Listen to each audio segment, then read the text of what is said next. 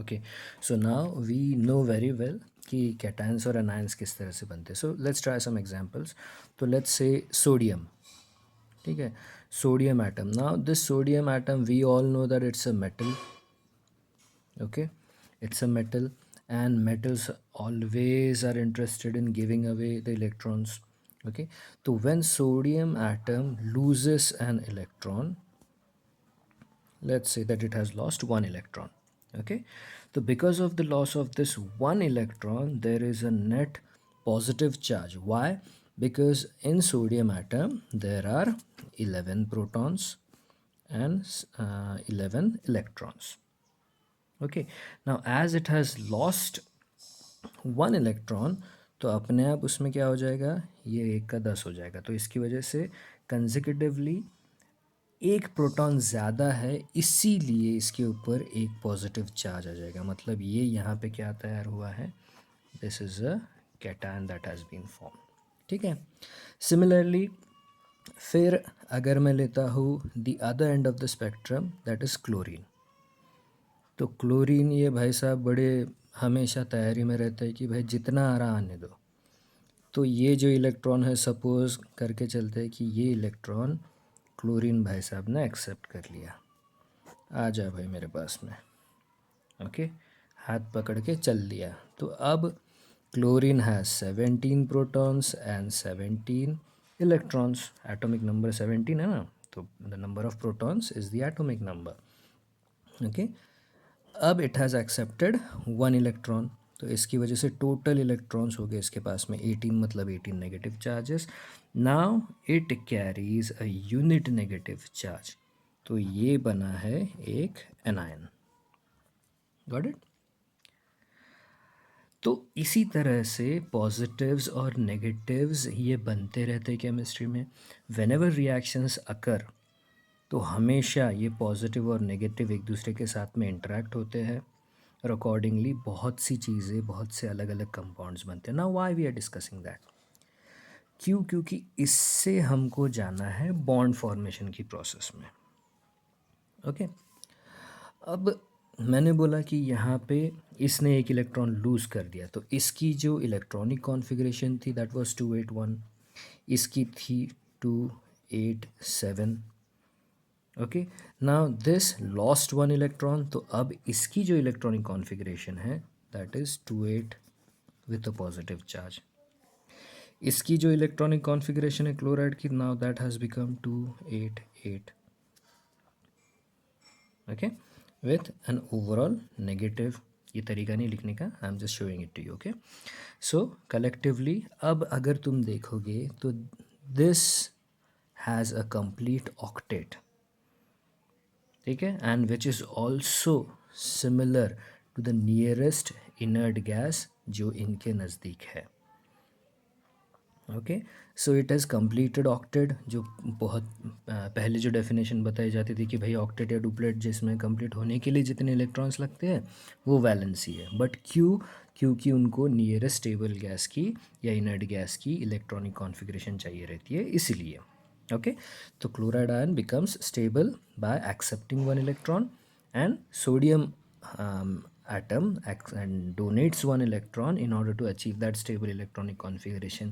लेकिन उस लेन देन के चक्कर में क्या हो गया है कि यहाँ पे कैटायन और एनायन ये चार्ज्ड स्पीशीज़ बनी है. ठीक है, तो इसका इम्पोर्टेंस क्या है, तो मैंने पहले बोला था कि एटम्स कैन ऐसे ही आइदर लूज इलेक्ट्रॉन्स और they can also gain electrons. और तीसरा जो था that is they can share electrons. Okay, अब शेयरिंग की बात कैसे आती है, इसीलिए कार्बन कंपाउंड्स पढ़ने से पहले ये ज़रूरी है. तो हमने डोनेशन देख लिया, हमने एक्सेप्टेंस भी देख लिया. अब शेयरिंग का जो फंडा है, तो दैट इज़ हमको कंसिडर करना है कि शेयरिंग कार्बन के सेंस में किस तरह से होती है. ठीक है, तो अगर सिंपलेस्ट एग्जांपल लेते हैं हम, तो हाइड्रोजन. ओके, तो हाइड्रोजन के पास में एक प्रोटॉन है और एक इलेक्ट्रॉन है. ओके, तो होता क्या है एक्चुअल में कि this one proton and one electron. Now अब हमको पता है कि नियरेस्ट में एक तो डुप्लेट रहेगा लोअर एटम्स के लिए, या तो फिर octet is the stable electronic configuration, ठीक है। तो हाइड्रोजन के नियरेस्ट जो है हीलियम है, उसके 2 इलेक्ट्रॉन्स और 2 प्रोटॉन्स हैं। तो व्हाट हाइड्रोजन डज इज़, यहाँ पे वो एक इलेक्ट्रॉन लेना चाहेगा, लेकिन वो छोटा रहने की वजह से दूसरा इलेक्ट्रॉन ले लिया, तो यहाँ पे चार्ज अनस्टेबल हो जाएगा, which is again not possible, ठीक है।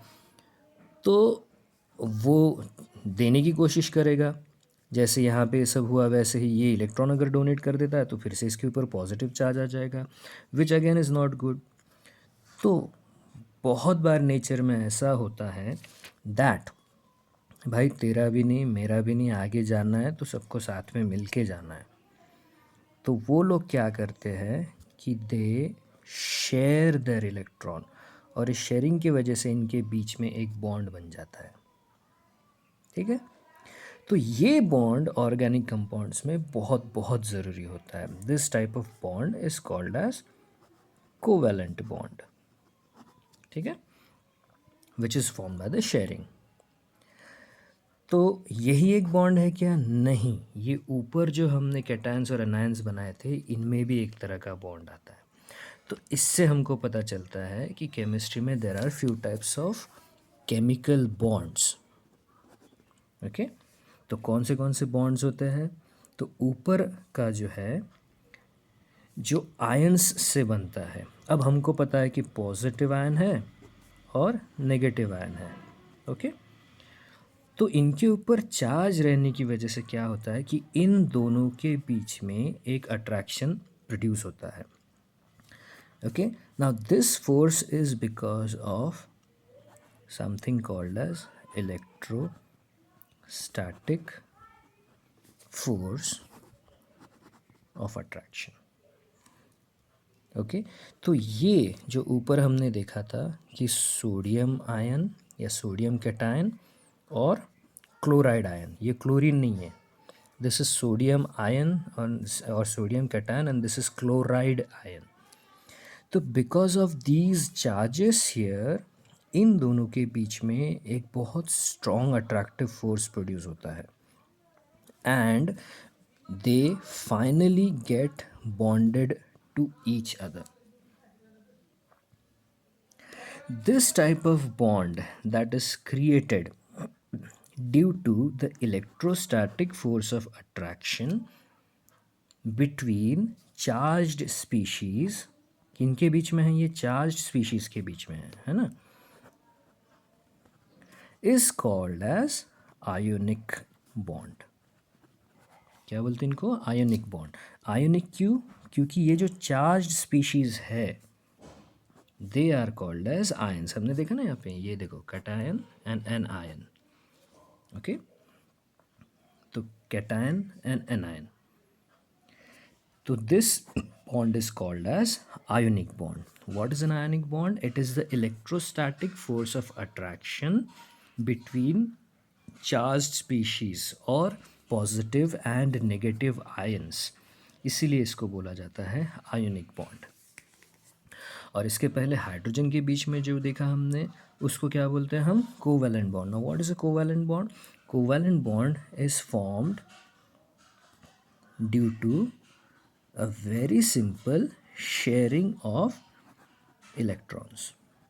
The bond formed by the sharing of electrons is called as covalent bond.